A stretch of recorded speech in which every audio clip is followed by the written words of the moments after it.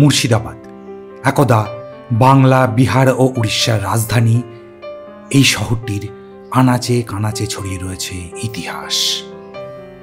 ভাগীরথীর তীরে গড়ে ওঠা এই শহরটি একসময় ছিল সবথেকে ধনী মুঘল প্রদেশ, বাদশাহ এবং নবাবদের আবাস, রাজ্যের কোষাগার এবং বিচার বিভাগের কেন্দ্রস্থল। মুর্শিদাবাদ ভ্রমণ অনেকেই একদিনেই করে ফিরে যান, অথবা একটা রাত্রি থেকে পশ্চিম পাড়েও পরের দিন ঘুরে তারপরে ফিরে যান। তো এই ভিডিওতে আমরা দুটো দিন হিসাবে দেখাবো আপনাদের। প্রথম দিন ভাগীরথীর পূর্ব পাড়ের যে প্রধান দ্রষ্টব্যগুলো রয়েছে মুর্শিদাবাদ ভ্রমণে সেগুলি দেখাবো। পরের ভিডিওতে আমরা দেখাবো ভাগীরথীর পশ্চিম পাড়ের যা যা দর্শনীয় স্থান রয়েছে। ফলে ভিডিওটি শেষ পর্যন্ত দেখতে থাকুন এবং চ্যানেলটি সাবস্ক্রাইব করে সাথে থাকুন। ইতিহাস প্রসিদ্ধ এই ঐতিহাসিক শহরে আপনাদের সকলকে স্বাগত। ট্রেন ধরে সকাল সকাল পৌঁছে যান মুর্শিদাবাদ স্টেশনে। কলকাতা থেকে হাজারদুয়ারি এক্সপ্রেস এই ট্রেনটি মুর্শিদাবাদ আসার সবথেকে ভালো ট্রেন। স্টেশনের বাইরেই এরকম ঘোড়ায় টানা টাঙ্গাই অথবা টোটো স্ট্যান্ড আছে। যারা বয়স্ক এবং মহিলা বেশি থাকলে আপনারা টোটোতে যাবেন। টাঙ্গাই চড়তে কিন্তু একটু অসুবিধাই হবে। সাইট সিইংয়ের জন্য টোটো ভাড়া আপনাদের পড়বে 400 টাকা এবং টাঙ্গাই ভাড়া 500 টাকা। এসেই ইমামবাড়ার পাশেই পিছনের দিকে ফ্রেন্ড হোটেল, এই হোটেলটাই আমি ছিলাম। বেশ ভালো পরিষ্কার পরিচ্ছন্ন এবং ভালো খাবার দাবারের ব্যবস্থা এখানে আছে। আপনারা এখানে থাকতে পারেন একদম ইমামবাড়ার এই পিছন দিকটায় কর্নারে সোজা এসেই। এছাড়াও আরও অনেক হোটেল আছে। মুর্শিদাবাদের হোটেলের ওপর আমি আরও একটি ভিডিও বানাবো, সেটাতে আপনারা দেখে নিতে পারেন। হোটেলে চেক ইন করে দ্রুত ফ্রেশ হয়ে নিয়ে বেরিয়ে পড়ুন সাইট সিইংয়ের উদ্দেশ্যে। হাজারদুয়ারি চত্বর থেকেই যাত্রা শুরু হোক। হাজারদুয়ারি ঢোকার ঠিক আগেই পড়বে এই ত্রিপোলিয়া গেট। বাংলা, বিহার এবং উড়িষ্যার দ্বিতীয় নবাব সোজাউদ্দিন এটি নির্মাণ করেন। এটাকে মুর্শিদাবাদের প্রবেশদ্বারও বলা হয়। প্রবেশের জন্য 3টে গেট থাকায় একে ত্রিপোলিয়া গেট বলা হয়। নবাবী আমলে এখানে নহবত বসত। এরপরে চলে আসুন হাজারদুয়ারি প্যালেসে। এখানের এন্ট্রি ফি 25 টাকা। শুক্রবার হাজারদুয়ারি প্যালেস কিন্তু বন্ধ রাখা হয়।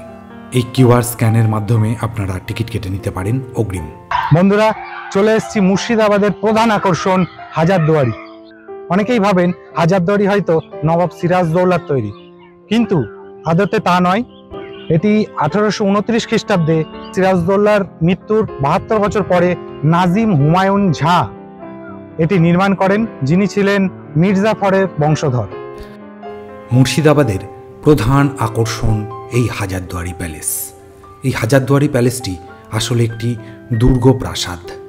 এই প্রাসাদে একসময় নবাব ফ্যামিলিরই বিভিন্ন ফ্যামিলি মেম্বাররা থাকতেন। অফিস কাছারি এবং সভাগৃহ ছিল এখানে। এই দুর্গ প্রাসাদটি যে চত্বরে অবস্থিত তাকে বলা হয় কিলা নিজামত বা নিজামত কিলা।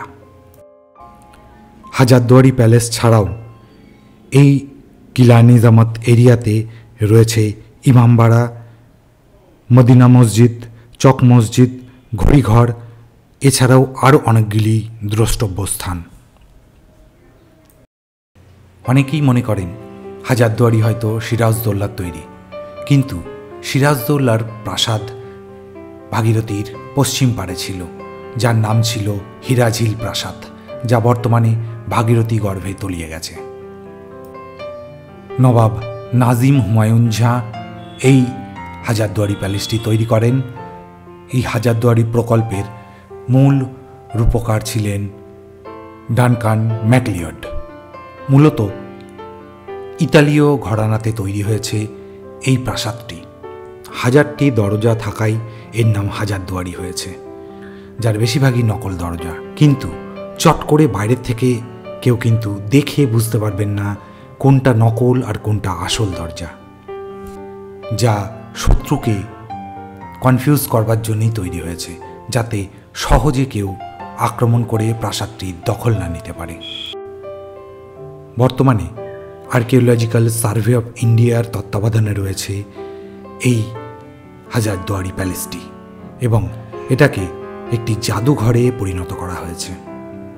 এর ভিতরে রয়েছে নবাবী আমলে ব্যবহার্য বিভিন্ন জিনিসপত্র, পলাশির যুদ্ধে ব্যবহৃত 2000-এরও বেশি অস্ত্রশস্ত্র, যে ছুরি দিয়ে সিরাজকে হত্যা করা হয়েছিল নৃশংসভাবে সেই ছুরিটি এবং সিরাজের তরোয়ার, সাথে রয়েছে আইনি আকবরীর পাণ্ডুলিপি এবং বহু মূল্যবান পেইন্টিং। এছাড়াও রয়েছে সোনা দিয়ে মোড়া কোরআন শরীফ। শুক্রবার বাদে বাকি দিনগুলোতে জাদুঘরটি সকাল 9টা থেকে বিকেল 5টা পর্যন্ত খোলা থাকে।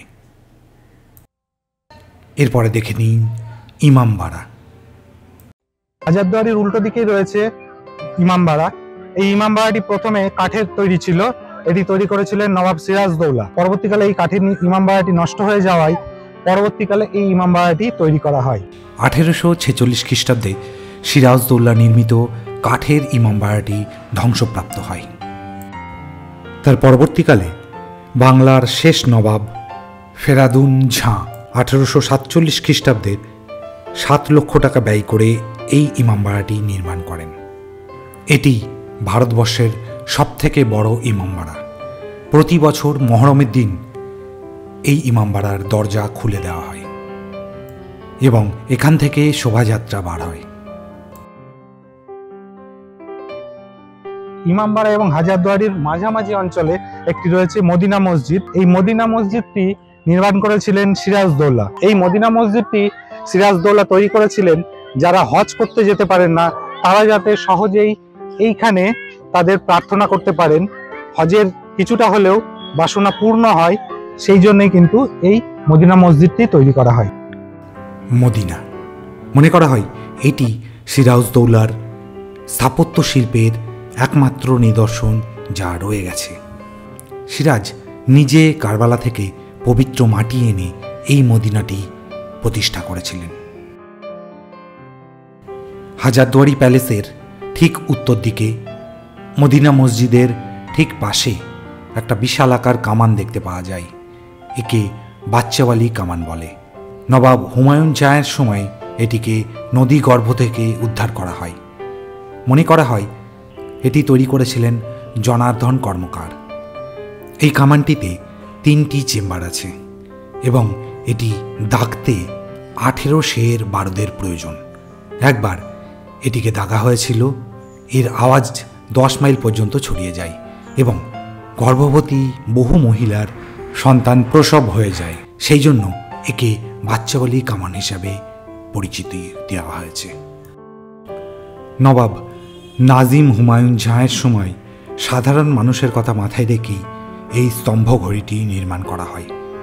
এর চারদিকে 4টি ডায়াল আছে এবং এটি বাজলে শহরের বিভিন্ন প্রান্ত থেকে এর আওয়াজ শোনা যেত। এটিকে মুর্শিদাবাদের বিগ বেনও বলা হয়। এটা নির্মাণ করেন জনৈক সাগর মিস্ত্রি, যিনি ছিলেন হাজারদুয়ারির স্থপতি ম্যাকলিওডের দেশীয় সহযোগী। হাজারদুয়ারির পশ্চিম পাড়ে নদীর একদম গা ঘেঁষে রয়েছে একটি হলুদ রঙের মসজিদ। একে ইয়েলো মস্ক বা জুরুড মস্ক বলা হয়। মনে করা হয় এটিও বানিয়েছিলেন সিরাজদৌল্লা। হাজারদুয়ারি চত্বরের বাইরে ত্রিপলিয়া গেটের পাশে রয়েছে চক মসজিদ। এই মসজিদটি নির্মাণ করেন মির্জাফরের স্ত্রী মুন্নি বেগম। এখানে আগে চকবাজার ছিল, যেখানে মহিলাদের কেনাবেচা চলত। সেটি বন্ধ করবার উদ্দেশ্যেই মুন্নি বেগম এই চক মসজিদটি নির্মাণ করেন। ঈদ এবং বকরি ঈদের সময় বহু ধর্মপ্রাণ মানুষ এই চক মসজিদ চত্বরে ভিড় করেন। হাজারদুয়ারির পিছনে ভাগীরথীর পার বরাবর রয়েছে ওয়াসিফ মঞ্জিল, যা নির্মাণ করেন ওয়াসিফ আলী মির্জা নিজের বসবাসের জন্য। বর্তমানে এটিকে একটি মিউজিয়ামে পরিণত করা হয়েছে। দক্ষিণ দরওয়াজার দিকে আরেকটু এগিয়ে গেলেই চোখে পড়বে ঘড়ি ঘণ্টা। এটি বর্তমানে সংস্কার করা হয়েছে, তবে অতীতে এই ঘণ্টা ঘড়ি ধরে মিলিয়ে বাজানো হতো এই ঘড়িঘণ্টার পাশেই রয়েছে দক্ষিণ দরওয়াজা। এখানে আসতেই দেখা হয়ে গেল বর্তমানের ছোটে নবাবের সাথে। এই পাশেই দোতলা বাড়িটি, এখানেই ছোটে নবাবের বর্তমান বাসস্থান।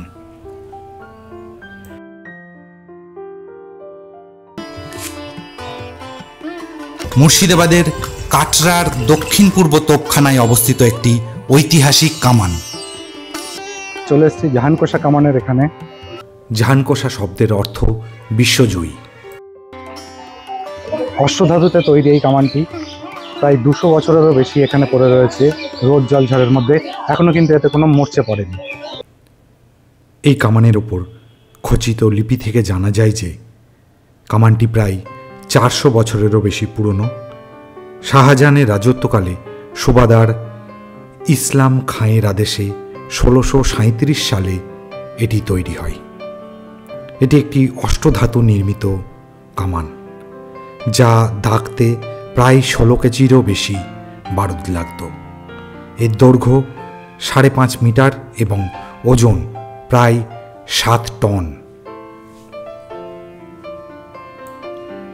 এটি সেই সময় বাঙালি কর্মকারদের ধাতুবিদ্যার পারদর্শিতার একটি নমুনা মাত্র।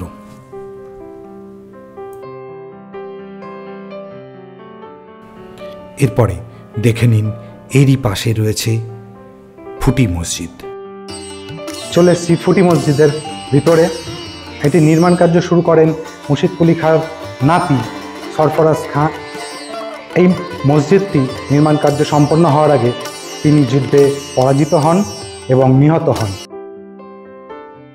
মুর্শিদ কুলি খাঁর দহিত্র সরফরাজ খান এই মসজিদটির নির্মাণ কার্য শুরু করেন।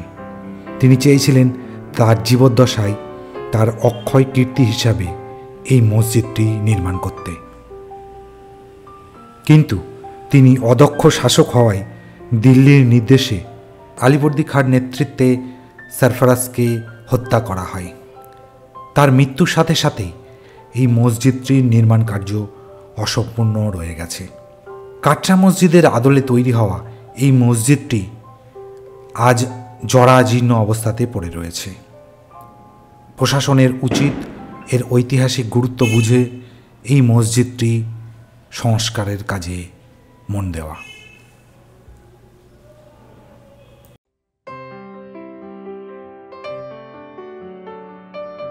এরপরে দেখে নিন মুর্শিদ কুলি খাঁর তৈরি কাটরা মসজিদ, মুর্শিদাবাদের অন্যতম একটি দর্শনীয় স্থান। বন্ধুরা, আমি চলে এসেছি কাটরা মসজিদ, মুর্শিদাবাদের অন্যতম একটা প্রধান আকর্ষণীয় স্থান।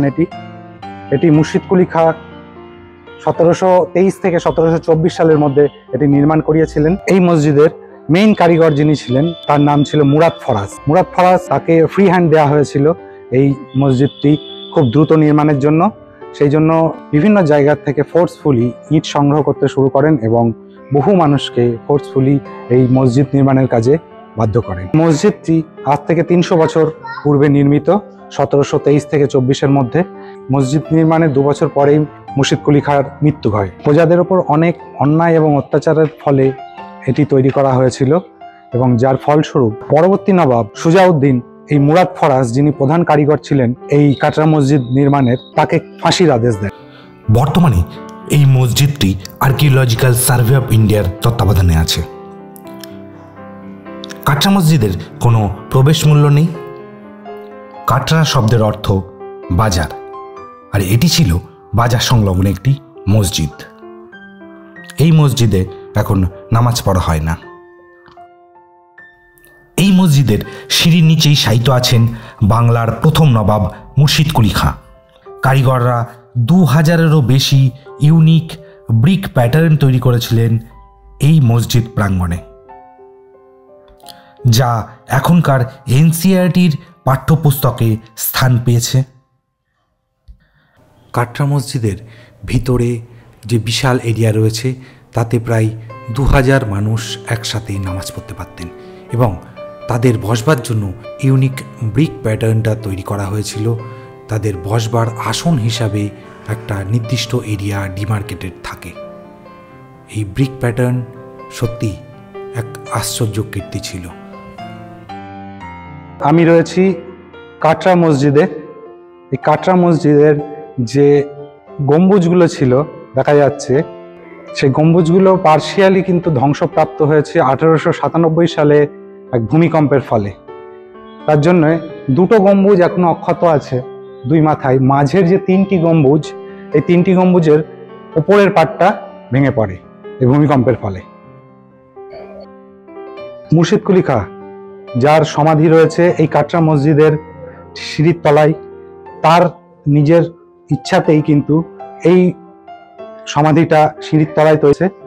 কারণ মুর্শিদ কুলি খাঁ নিজে মনে করতেন তার জীবদ্দশায় তার যে পাপ সে করেছেন, তার পাপস্খলনের জন্য এই পবিত্র নামাজ যারা পড়তে আসতেন তাদের পদতলে তার সমাধিকে করা হোক, যাতে তার কিছু পুণ্য লাভ হয়। এখানেও কিন্তু ওই সামনের মতো টাওয়ার ছিল, কিন্তু এটাই ভূমিকম্পের ফলে এটাও ক্ষতিগ্রস্ত হয়েছে। মোট 4টে এই ধরনের টাওয়ার 4 কোণায় ছিল মসজিদের। সামনের টাওয়ার দুটো এখনো অক্ষত রয়েছে, আপনারা দেখতে পাচ্ছেন। এটি অষ্টভুজাকৃতি একটি টাওয়ার। এর মাথাতেও একটা গম্বুজ ছিল, সেটিও পরবর্তীকালে ভেঙে যায়। এই টাওয়ারের উপর থেকে মুর্শিদাবাদ শহরের অনেকটা অংশ নজরদারি রাখা সম্ভব ছিল। মনে করা হয় যে এই টাওয়ারগুলোর মাথাতেই নিরাপত্তা রক্ষীরা সারা শহরটার নজরদারি রাখতেন এবং এই মসজিদেরও নিরাপত্তার দায়িত্বে থাকতেন।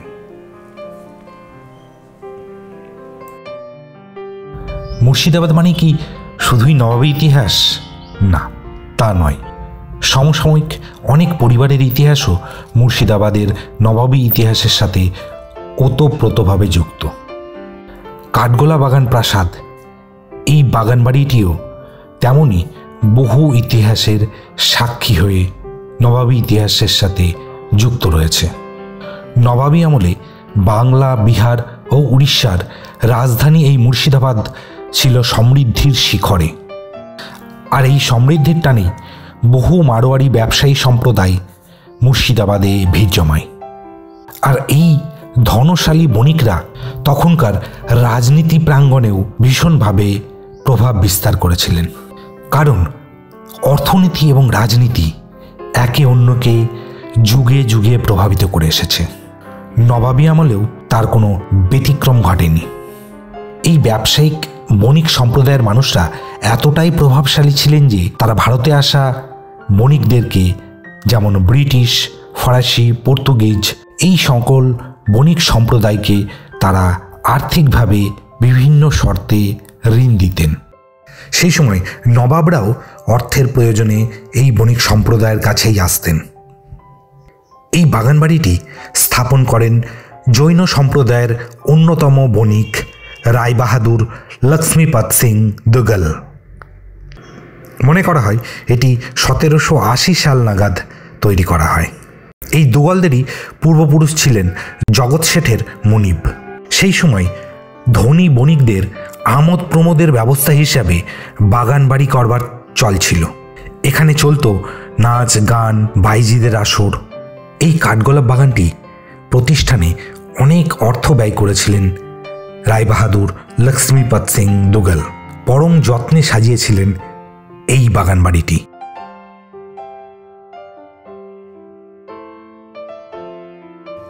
মেন ফটক দিয়ে ধীরে ধীরে ভেতরে প্রবেশ করলেই আমবাগানে দুই ধারে রয়েছে লক্ষ্মীপত সিং দুগল এবং তার ভাইদের ঘোড়ার পিঠে চড়া স্ট্যাচু। আরেকটু ভেতরে এগিয়ে গিয়ে 30 টাকা করে টিকিট কেটে প্রবেশ করুন। আমি চলে এসেছি কাঠগোলাপ বাগানে। এটি মুর্শিদাবাদের অন্যতম একটি দর্শনীয় স্থান।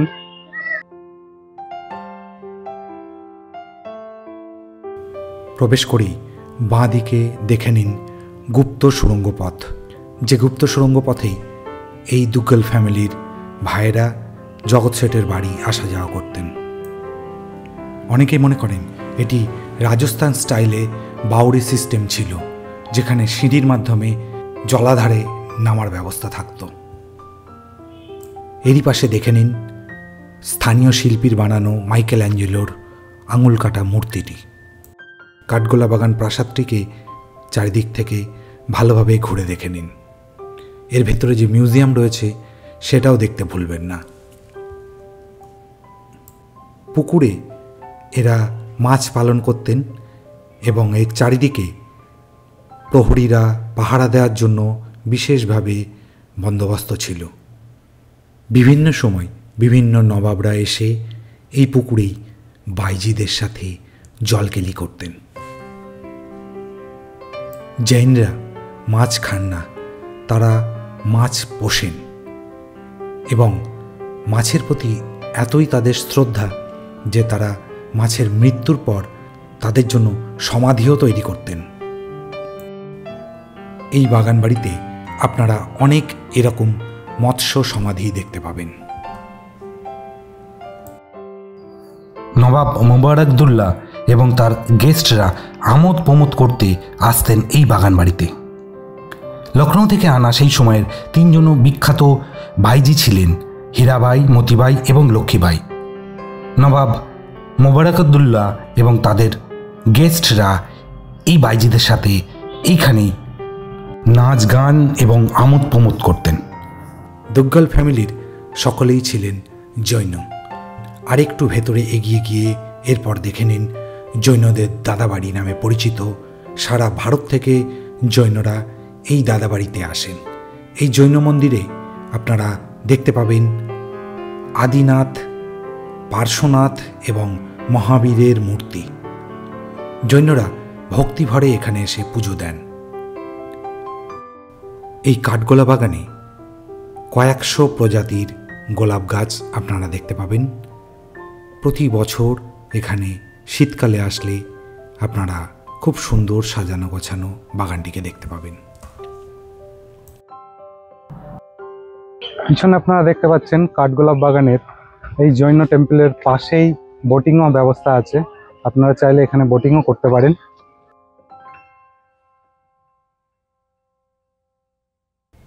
এই পুকুর পাড়েই দেখে নিন বজরংবলীর একটি স্ট্যাচু।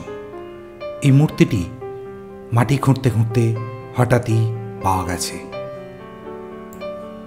জৈনরা ভৈরবের উপাসনা করেন। আমরা যেমন শিবের উপাসনা করি, এনারা শ্বেত ভৈরব বা রুদ্র ভৈরবের উপাসনা করেন। এছাড়াও দেখে নিন নাগেশ্বর গণেশ, যেখানে গণেশ ঠাকুরকে পৈতের মতো ঘিরে রয়েছে নাগ দেবতা। গুজরাট এবং রাজস্থানে আপনারা এরকম নাগেশ্বর গণেশের পুজো করতে দেখবেন। বেরোনোর আগে বাঁ দিকে একটি জু রয়েছে, সেটাও আপনারা একবার ঘুরে দেখতে পারেন। এখানে দেশ বিদেশের বিভিন্ন রকম পাখির সংগ্রহ রয়েছে, আপনারা চাইলে এটা একটু ঘুরে দেখে নিতে পারেন। এই কাঠগোলা বাগান বাড়ি দেখতে বহু পর্যটক দেশ বিদেশ থেকে ছুটে আসেন মুর্শিদাবাদে। এরপরে দেখে নিন জগৎ শেঠের বাড়ি, যা বর্তমানে মিউজিয়ামে পরিণত করা হয়েছে। জগৎ শেঠের দাদু ছিলেন মানিক চাঁদ। ঢাকা থেকে পাটনায় আসেন এবং শুরু করেন মানি লেন্ডিংয়ের ব্যবসা। পরবর্তীকালে তার যোগ্য উত্তরসূরি হিসাবে তার নাতি ফতেহ চাঁদ তার দাদুর ব্যবসা সামলান এবং দিনে দিনে তার উন্নতি ঘটে। ফতেহ চাঁদ হয়ে ওঠেন জগৎ শেঠ। তার কাছে এত পরিমাণ অর্থ ছিল যে প্রয়োজনে নবাবরা এবং ব্রিটিশরাও তার কাছে অর্থ ঋণ হিসাবে নিতেন, যাতে তিনি মোটা অঙ্কের একটা সুদ আদায় করতেন। এইভাবে জগৎ শেঠ বহু অর্থের মালিক হয়ে ওঠেন। এই জগৎ শেঠই ব্রিটিশদের সাথে পরবর্তীকালে হাত মিলিয়ে সিরাজদৌল্লাকে হত্যার ষড়যন্ত্রে একজন অংশীদার হিসাবে ইতিহাসে কুখ্যাত হয়ে আছেন। বলা হয় যে জগৎ শেঠ নাকি একবার সিরাজ দ্বারা অপমানিত হয়েছিলেন, যার বদলা হিসাবে তিনি তাকে গদিচ্যুত এবং ক্ষমতাচ্যুত করে হত্যার ষড়যন্ত্রে লিপ্ত হন। এই মিউজিয়ামের ভেতরে আপনারা পুরনো আমলের বিভিন্ন কয়েন, সেরামিক্সের বিভিন্ন জিনিসপত্র, মসলিন কাপড়ের বিভিন্ন পোশাক আশাক, লাক্সারি বিভিন্ন রকম আইটেম, আসবাবপত্র, সাথে দেখে নেবেন এখানে একটি সুড়ঙ্গ পথ রয়েছে, যে সুড়ঙ্গ পথ গুপ্ত সুড়ঙ্গ পথ নামে পরিচিত। এই গুপ্ত সুড়ঙ্গ পথের নিচেও মিউজিয়াম রয়েছে। ভিতরে কোথাও ছবি তোলা অ্যালাউড না। জলাধারের আশপাশ এবং জলাধারের ভিতরে ইউরোপীয় ঘরানার বিভিন্ন ভাস্কর্য চোখে পড়ে। এরই উল্টো দিকে রয়েছে দুটি মন্দির। বেরোনোর আগে এক্সিট গেটের পাশেই রয়েছে মন্দির দুটি, সেগুলো দেখে নেবেন। এরপরে দেখে নিন রাজা দেবী সিংহের রাজপ্রাসাদ, নাসিপুর রাজবাড়ি। প্রজাদের ওপর বহু অত্যাচার করে তিনি নৃশংসভাবে ট্যাক্স কালেক্ট করতেন। অনাদায়ে তাদের ওপর বিভিন্ন অত্যাচার চালাতেন এবং প্রয়োজনে তারা বিদ্রোহ করলে তাদের ফাঁসির অর্ডার পর্যন্ত দিতেন। এই নৃশংসভাবে ট্যাক্স কালেক্ট করার ফলে দেবী সিং খুব দ্রুত ব্রিটিশদের প্রিয়পাত্র হয়ে ওঠেন। সেই সময় সুবে বাংলার এবং বিহারের বেশ কিছু অংশ দেবী সিংহ এবং তার ভাইকে জমিদারি হিসাবে দেন ব্রিটিশরা। ভিতরে রয়েছে সেই নৃশংস রাজবাড়ির বিভিন্ন রকম জিনিসপত্র, যেমন কীভাবে প্রজাদের অত্যাচার করা হতো। ভিতরে রয়েছে ফাঁসি ঘর, রয়েছে জলসা ঘর, রয়েছে সভাকক্ষ, এছাড়াও রয়েছে একটি মন্দির। নসিপুর রাজবাড়ি নিয়ে আমার ডিটেল একটি ভিডিও রয়েছে, আপনারা চাইলে ডিটেলে নসিপুর রাজবাড়ির ইতিহাস এবং ভিতরটা আরও ভালো করে সেই ভিডিওতে আমি দেখিয়েছি। সময়ের অভাবে এখানে আর ডিটেলে আলোচনা করছি না। সামনের বিল্ডিংয়ের দোতলাতে একটি মিউজিয়াম আছে, সেটি দেখতে ভুলবেন না। এরপরে দেখে নিন নেসেপুর আখড়া এবং রঘুনাথ টেম্পল। আমাদের সময়ের অভাবে আমাদের ভেতরে ঢোকা সম্ভব হয়নি, 20 টাকা করে এন্ট্রি ফি।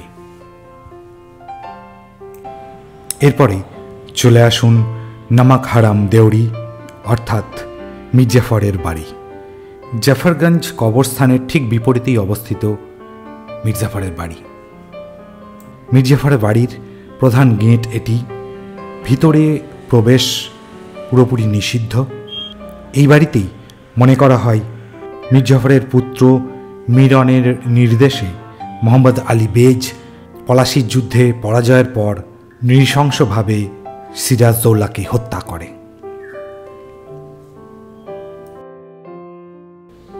এরপরে দেখে নিন এরই খুব কাছে অবস্থিত মির্জাফর এবং তার বংশের 1100টি কবর।